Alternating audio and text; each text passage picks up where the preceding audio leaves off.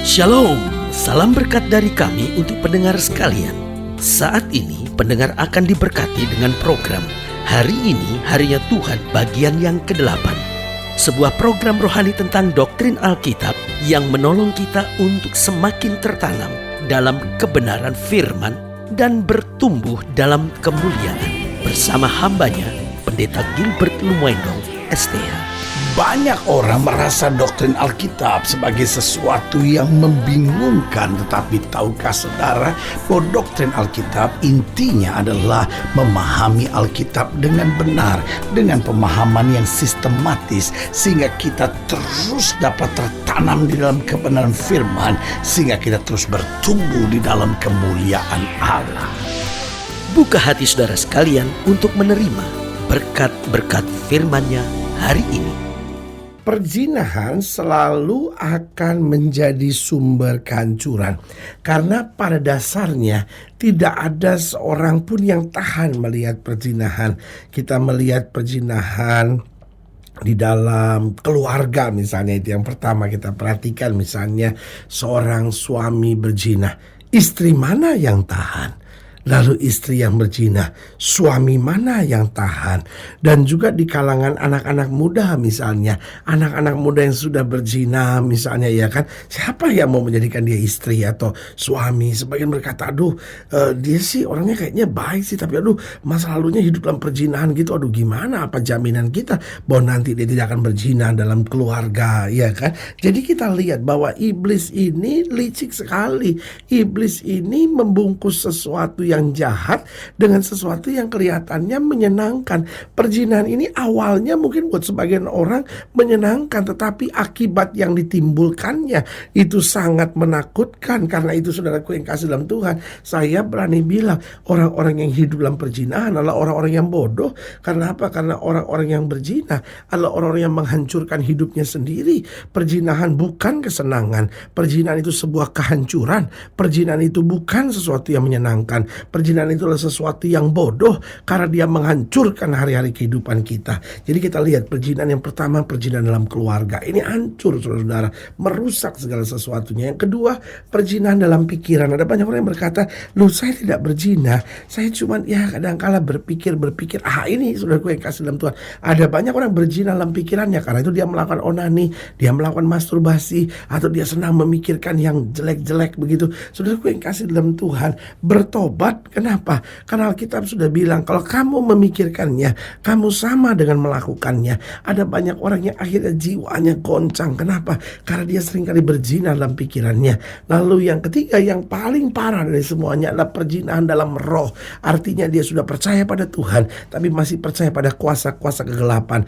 Dia sudah percaya kepada Tuhan, tapi masih tertarik pergi ke dukun-dukun, masih percaya ramalan-ramalan nasib, masih suka apa kata bintang. Di depan kamarnya ada tulisan Taurus Girl, Aries Boy, ya kan? Masih setuju dengan pandangan-pandangan bintang, masih mengimani, wah ini buat orang Virgo minggu ini bagaimana ya. Ini dia saudaraku yang saya sebut perzinahan dalam roh. Dan Tuhan marah dengan orang yang berzina dalam roh. Kenapa? Karena kita harus menyembah satu Allah saja.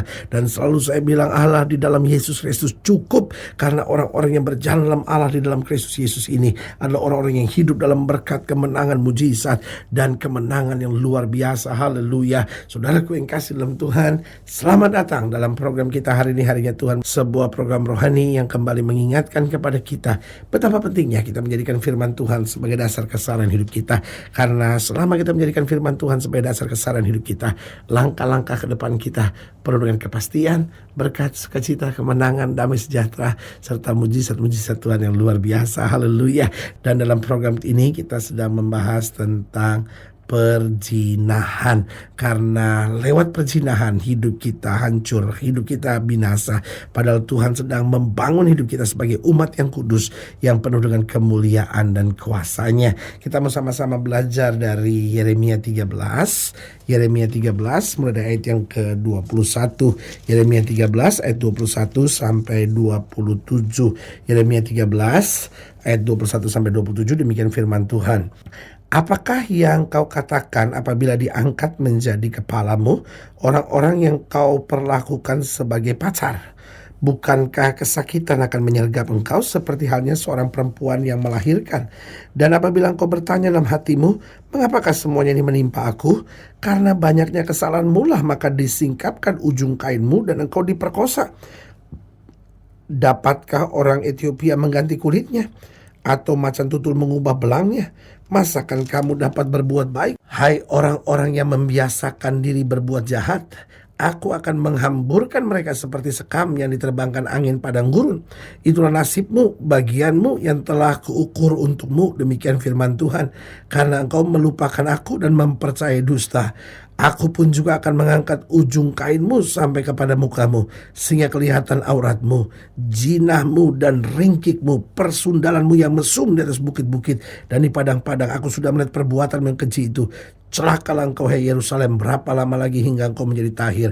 Perhatikan kalimat ini, celakalah engkau. Kenapa? Ayat 27 bilang zinahmu. Selanjutnya dikatakan persundalanmu. Nah, saudaraku yang kasih dalam Tuhan, perzinahan bangsa Israel waktu itu dalam 3 hal ini. Perzinahan dalam kehidupan keseharian dalam keluarganya, lalu perzinahan dalam pikiran mereka, dan perzinahan dalam roh, dalam penyembahan mereka. Bagaimana mereka umat Tuhan tetapi masih juga menyembah Allah-Allah lain. Nah, saudaraku yang kasih dalam Tuhan, dari sini kita bisa belajar bahwa Allah menentang segala bentuk perzinahan. Setiap orang yang hidupnya berzina, maka hari depannya akan hancuran binasa kecuali dia bertobat kembali kepada Tuhan. Karena dari ayat-ayat bacaan ini kita bisa melihat beberapa hal tentang perzinahan.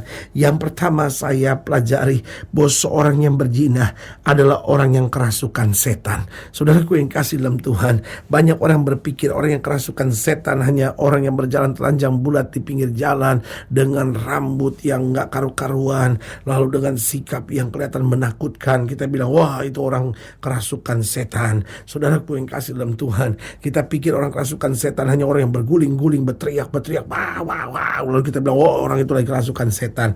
Tetapi hari ini saya mau bilang sama saudara, seorang yang berzina juga adalah orang yang kerasukan setan. Orang kalau sudah punya istri masih tertarik dengan perempuan lain, itu kan saya bilang kerasukan setan, saudara-saudara. Orang belum menikah tapi sudah melakukan hubungan seks sebelum nikah, saya bilang itu kan orang kerasukan setan, saudara-saudara. Kenapa? Karena dia akan menghancurkan hidupnya sendiri, dia akan juga menghancurkan hidup orang lain. Karena itu sebagai hamba Allah saya mau ingatkan orang-orang yang berzina, bertobatlah sebelum hidupmu hancur, sebelum hidupmu binasa. Oh saudara-saudara, orang yang sudah Kristen, sudah anak Tuhan tapi masih pacaran sama suami orang, saya bilang itu kan kerasukan setan, saudara-saudara. Dia kan udah tahu itu suami orang. Oh tapi kan alasannya begini loh pendeta, alasannya begini. Ya itu kan pintar-pintarnya, licik-liciknya iblis aja, saudara-saudara. Iblis memberi 1001 alasan buat kita sehingga kita merasa bahwa saya punya alasan kenapa saya buat itu. Tapi saya mau bilang orang yang berzina adalah orang yang kerasukan setan. Orang yang sudah pergi ke gereja, masih pergi ke dukun-dukun, masih pergi ke paranormal.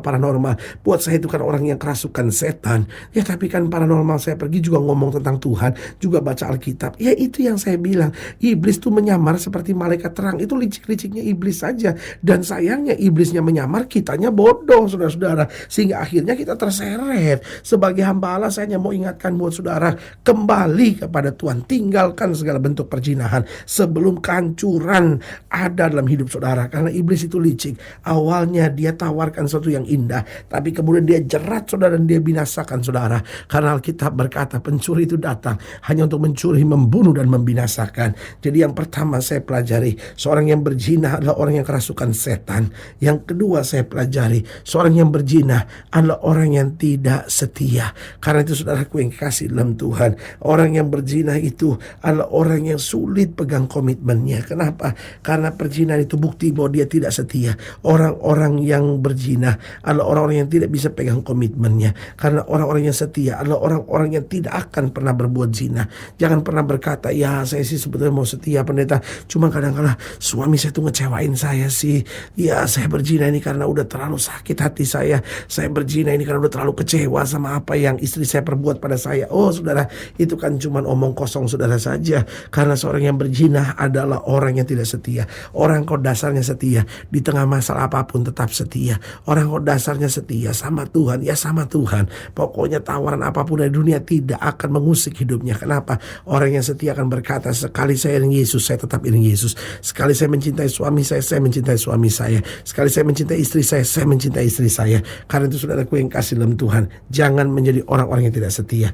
Yang ketiga, seorang yang berzina adalah orang yang melupakan Tuhan. Saudara, orang kalau masih ingat Tuhan gak mungkin bisa berzina. Ada banyak orang yang bilang, ya saya sih berzina, tetapi saya masih ingat Tuhan kok. Loh saudaraku, itu kan cuma tipu muslihat saudara saja. Karena orang kalau ingat Tuhan dia takut berbuat dosa. Oh, karena itu Daud bilang apa? Daud bilang, ajar aku untuk mengingat selalu kasih setiamu, supaya aku jangan berdosa kepadamu ya Allah. Jadi ingat, seorang yang berzina adalah orang yang kerasukan setan.